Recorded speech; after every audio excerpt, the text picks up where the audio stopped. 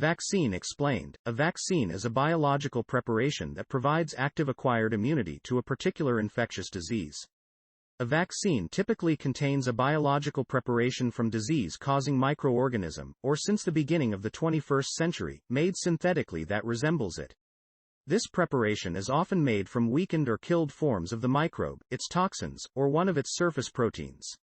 The agent stimulates the body's immune system to recognize the agent as a threat and starts producing antibodies against it, so as to further recognize and destroy any of the microorganisms associated with that agent that it may encounter in the future. Vaccines can be prophylactic or therapeutic. The administration of vaccines is called vaccination. Vaccination is the most effective method of preventing infectious diseases. Widespread immunity due to vaccination is largely responsible for the worldwide eradication of smallpox and the restriction of diseases such as polio, measles, and tetanus from much of the world. The effectiveness of vaccination has been widely studied and verified. For example, vaccines that have proven effective include the influenza vaccine, the HPV vaccine, and the chickenpox vaccine. The World Health Organization reports that licensed vaccines are currently available for 25 different preventable infections. The terms vaccine and vaccination are derived from variolae vaccinae, the term devised by Edward Jenner to denote cowpox.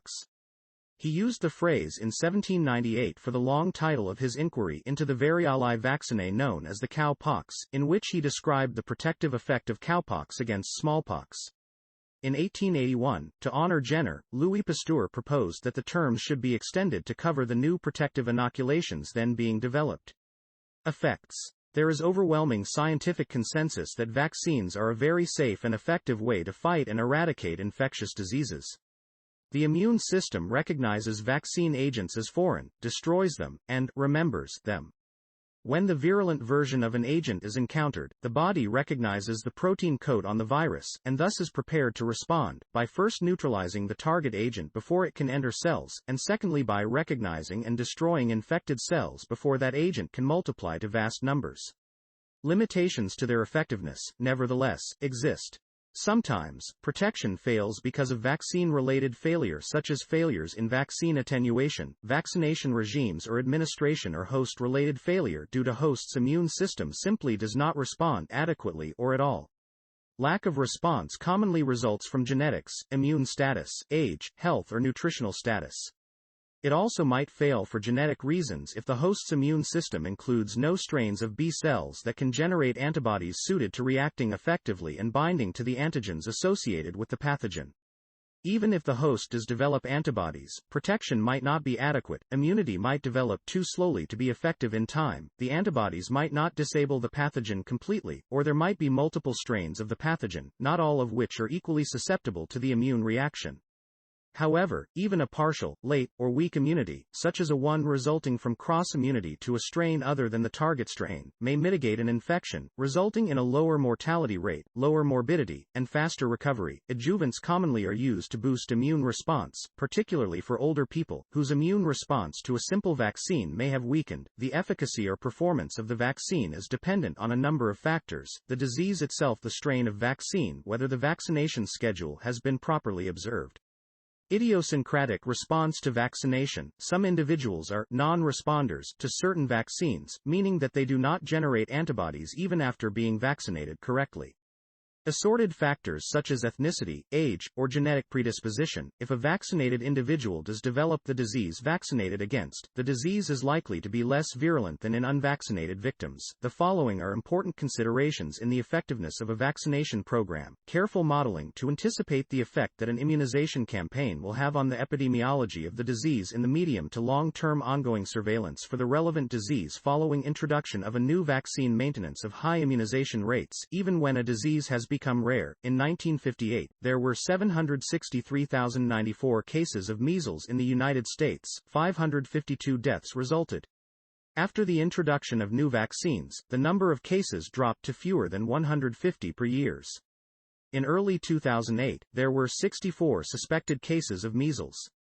54 of those infections were associated with importation from another country, although only 13% were actually acquired outside the United States. 63 of the 64 individuals either had never been vaccinated against measles or were uncertain whether they had been vaccinated. Vaccines led to the eradication of smallpox, one of the most contagious and deadly diseases in humans. Other diseases such as rubella, polio, measles, mumps, chickenpox, and typhoid are nowhere near as common as they were 100 years ago thanks to widespread vaccination programs. As long as the vast majority of people are vaccinated, it is much more difficult for an outbreak of disease to occur, let alone spread. This effect is called herd immunity. Polio, which is transmitted only between humans, is targeted by an extensive eradication campaign that has seen endemic polio restricted to only parts of 3 countries. However, the difficulty of reaching all children as well as cultural misunderstandings have caused the anticipated eradication date to be missed several times. Vaccines also help prevent the development of antibiotic resistance. For example, by greatly reducing the incidence of pneumonia caused by Streptococcus pneumoniae, vaccine programs have greatly reduced the prevalence of infections resistant to penicillin or other first-line antibiotics. The measles vaccine is estimated to prevent 1 million deaths every year. Types. Vaccines typically contain dead or inactivated organisms or purified products derived from them. There are several types of vaccines in use. These represent different strategies used to try to reduce the risk of illness while retaining the ability to induce a beneficial immune response. Valence. Vaccines may be monovalent or multivalent. A monovalent vaccine is designed to immunize against a single antigen or single microorganism. A multivalent or polyvalent vaccine is designed to immunize against 2 or more strains of the same microorganism, or against 2 or more microorganisms. The valency of a multivalent vaccine may be denoted with a Greek or Latin prefix. In certain cases, a monovalent vaccine may be preferable for rapidly developing a strong immune response. When 2 or more vaccines are mixed together in the same formulation, the 2 vaccines can interfere. This most frequently occurs with live attenuated vaccines, where one of the vaccine components is more robust than the others and suppresses the growth and immune response to the other components. This phenomenon was first noted in the trivalent Sabin polio vaccine, where the amount of serotype 2 virus in the vaccine had to be reduced to stop it from interfering with the take of the serotype 1 and 3 viruses in the vaccine. This phenomenon has also been found to be a problem with the dengue vaccines currently being researched, where the DEN3 serotype was found to predominate and suppress the response to DEN1, -2 and -4 serotypes. Nomenclature. Various fairly standardized abbreviations for vaccine names have developed, although the standardization is by no means centralized or global. For example, the vaccine names used in the United States have well-established abbreviations that are also widely known and used elsewhere. An extensive list of them provided in a sortable table and freely accessible, is available at a U.S. Centers for Disease Control and Prevention web page. The page explains that the abbreviations this table were standardized jointly by staff of the Centers for Disease Control and Prevention, ACIP work groups, the editor of the Morbidity and Mortality Weekly Report, the editor of Epidemiology and Prevention of Vaccine Preventable Diseases, ACIP members, and liaison organizations to the ACIP. Some examples are DTaP for diphtheria and tetanus toxoids and acellular pertussis vaccine, DT for diphtheria and tetanus toxoids, and TD for tetanus and diphtheria toxoids. At its page on tetanus vaccination, the CDC further explains that uppercase letters in these abbreviations denote full-strength doses of diphtheria and tetanus toxoids and pertussis vaccine. Lowercase d and p denote reduced doses of diphtheria and pertussis used in the adolescent, adult formulations.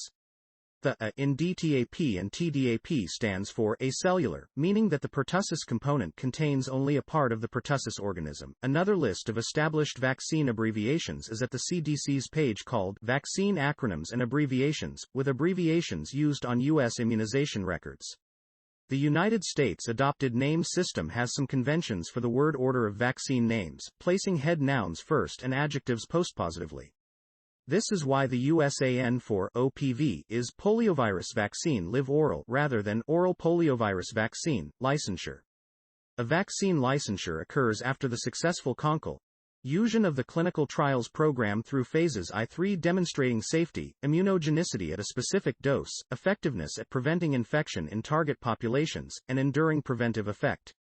As part of a multinational licensure for a vaccine, the World Health Organization Expert Committee on Biological Standardization developed guidelines of international standards for manufacturing and quality control of vaccines, a process intended as a platform for national regulatory agencies to apply for their own licensure process. Vaccine manufacturers do not receive licensure until a complete clinical package proves the vaccine is safe and has long-term effectiveness, following scientific review by a multinational or national regulatory organization, such as the European Medicines Agency or the U.S. Food and Drug Administration. Upon developing countries adopting WHO guidelines for vaccine development and licensure, each country has its own responsibility to issue a national licensure, and to manage, deploy, and monitor the vaccine throughout its use in each nation. Building trust and acceptance of a licensed vaccine among the public is a task of communication by governments and healthcare personnel to ensure a vaccination campaign proceeds smoothly, saves lives, and enables economic recovery. When a vaccine is licensed, it will initially be in limited supply due to variable manufacturing, distribution, and logistical factors, requiring an allocation plan for the limited supply and which population segments should be prioritized to first receive the vaccine. Schedule. In order to provide the best protection, children are recommended to receive vaccinations as soon as their immune systems are sufficiently developed to respond to particular vaccines, with additional booster shots often required to achieve full immunity. This has led to the development of complex vaccination schedules.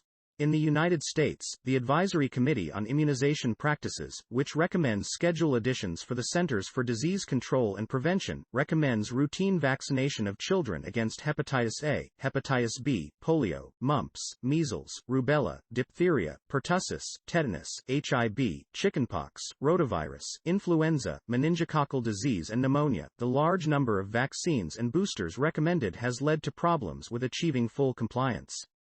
In order to combat declining compliance rates, various notification systems have been instituted and a number of combination injections are now marketed, which provide protection against multiple diseases.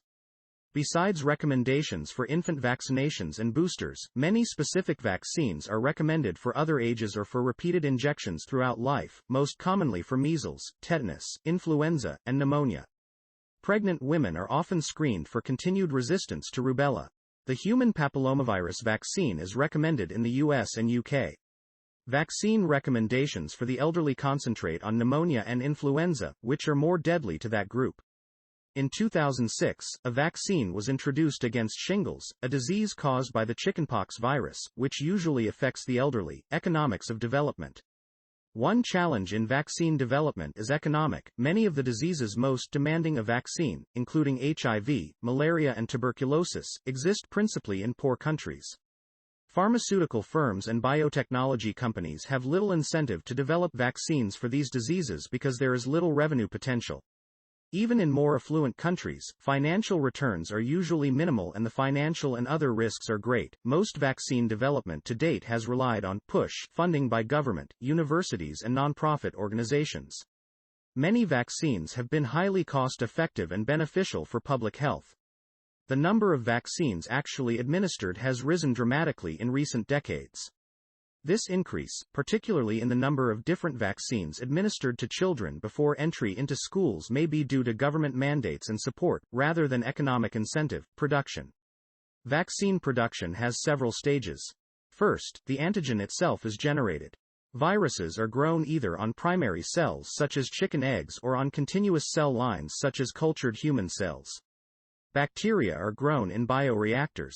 Likewise, a recombinant protein derived from the viruses or bacteria can be generated in yeast, bacteria, or cell cultures. After the antigen is generated, it is isolated from the cells used to generate it. A virus may need to be inactivated, possibly with no further purification required. Recombinant proteins need many operations involving ultrafiltration and column chromatography. Finally, the vaccine is formulated by adding adjuvant, stabilizers, and preservatives as needed. The adjuvant enhances the immune response to the antigen, stabilizers increase the storage life, and preservatives allow the use of multidose vials. Combination vaccines are harder to develop and produce, because of potential incompatibilities and interactions among the antigens and other ingredients involved. The final stage in vaccine manufacture before distribution is fill and finish, which is the process of filling vials with vaccines and packaging them for distribution. Although this is a conceptually simple part of the vaccine manufacture process, it is often a bottleneck in the process of distributing and administering vaccines. Vaccine production techniques are evolving. Cultured mammalian cells are expected to become increasingly important, compared to conventional options such as chicken eggs, due to greater productivity and low incidence of problems with contamination.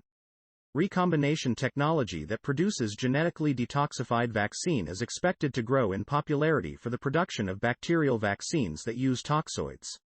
Combination vaccines are expected to reduce the quantities of antigens they contain, and thereby decrease undesirable interactions, by using pathogen-associated molecular patterns, delivery systems. One of the most common methods of delivering vaccines into the human body is injection. The development of new delivery systems raises the hope of vaccines that are safer and more efficient to deliver and administer. Lines of research include liposomes and ISCOM. Notable developments in vaccine delivery technologies have included oral vaccines. Early attempts to apply oral vaccines showed varying degrees of promise, beginning early in the 20th century, at a time when the very possibility of an effective oral antibacterial vaccine was controversial. By the 1930s, there was increasing interest in the prophylactic value of an oral typhoid fever vaccine. For example, an oral polio vaccine turned out to be effective when vaccinations were administered by volunteer staff without formal training. The results also demonstrated increased ease and efficiency of administering the vaccines. Effective oral vaccines have many advantages. For example, there is no risk of blood contamination. Vaccines intended for oral administration need not be liquid, and as solids, they commonly are more stable and less prone to damage or to spoilage by freezing in transport and storage. Such stability reduces the need for a cold chain, the resources required to keep vaccines within a restricted temperature range from the manufacturing stage to the point of administration, which, in turn, may decrease costs of vaccines. A microneedle approach, which is still in stages of development, uses pointed projections fabricated into arrays that can create vaccine delivery pathways through the skin. An experimental needle-free vaccine delivery system is undergoing animal testing. A stamp-size patch similar to an adhesive bandage contains about 20,000 microscopic projections per square cm. This dermal administration potentially increases the effectiveness of vaccination, while requiring less vaccine than injection. Veterinary medicine. Vaccinations of animals are used both to prevent their contracting diseases and to prevent transmission of disease to humans. Both animals kept as pets and animals raised as livestock are routinely vaccinated. In some instances, wild populations may be vaccinated. This is sometimes accomplished with vaccine-laced food spread in a disease-prone area and has been used to attempt to control rabies in raccoons. Where rabies occurs, rabies vaccination of dogs may be required by law. Other canine vaccines include canine distemper, canine parvovirus, infectious canine hepatitis, adenovirus 2, leptospirosis, bordetella, canine para-influenza virus, and Lyme disease, among others.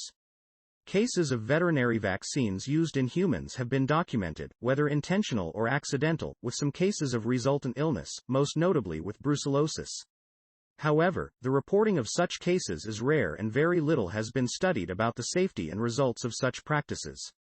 With the advent of aerosol vaccination in veterinary clinics, human exposure to pathogens that are not naturally carried in humans, such as Bordetella bronchoseptica, has likely increased in recent years. In some cases, most notably rabies, the parallel veterinary vaccine against a pathogen may be as much as orders of magnitude more economical than the human one. History. Prior to the introduction of vaccination with material from cases of cowpox, smallpox could be prevented by deliberate variolation with smallpox virus. The earliest hints of the practice of variolation for smallpox in China come during the 10th century. The Chinese also practiced the oldest documented use of areolation, dating back to the 15th century. They implemented a method of nasal insufflation administered by blowing powdered smallpox material, usually scabs, up the nostrils. Various insufflation techniques have been recorded throughout the 16th and 17th centuries within China. Two reports on the Chinese practice of inoculation were received by the Royal Society in London in 1700, one by Martin Lister, who received a report by an employee of the East India Company stationed in China, and another by Clopton Havers. Mary Wortley Montagu, who had witnessed variolation in Turkey, had her 4-year-old daughter variolated in the presence of physicians of the royal court in 1721 upon her return to England. Later on that year, Charles Maitland conducted an experimental variolation of 6 prisoners in Newgate Prison in London. The experiment was a success, and soon variolation was drawing attention from the royal family, who helped promote the procedure. However, several days after Prince Octavius of Great Britain was inoculated, he died in 1783. In 1796, the physician Edward Jenner took pus from the hand of a milkmaid with cowpox, scratched it into the arm of an 8-year-old boy, James Phipps, and 6 weeks later variolated the boy with smallpox, afterwards observing that he did not catch smallpox. Jenner extended his studies and in 1798 reported that his vaccine was safe in children and adults and could be transferred from arm to arm, reducing reliance on uncertain supplies from infected cows. Since vaccination with cowpox was much safer than smallpox inoculation, the latter, though still widely practiced in England, was banned in 1840. Following on from Jenner's work, the second generation of vaccines was introduced in the 1880s by Louis Pasteur, who developed vaccines for chicken cholera and anthrax, and from the late 19th century vaccines were considered a matter of national prestige. National vaccination policies were adopted and compulsory vaccination laws were passed. In 1931, Alice Miles Woodruff and Ernest Goodpasture documented that the fowlpox virus could be grown in embryonated chicken egg. Soon scientists cultivated other viruses in eggs. Eggs were used for virus propagation in the development of a yellow fever vaccine in 1935 and an influenza vaccine in 1945. In 1959, growth media and cell culture replaced eggs as the standard method of virus propagation for vaccines. The 20th century saw the introduction of several successful vaccines, including those against diphtheria, measles, mumps, and rubella. Major achievements included the development of the polio vaccine in the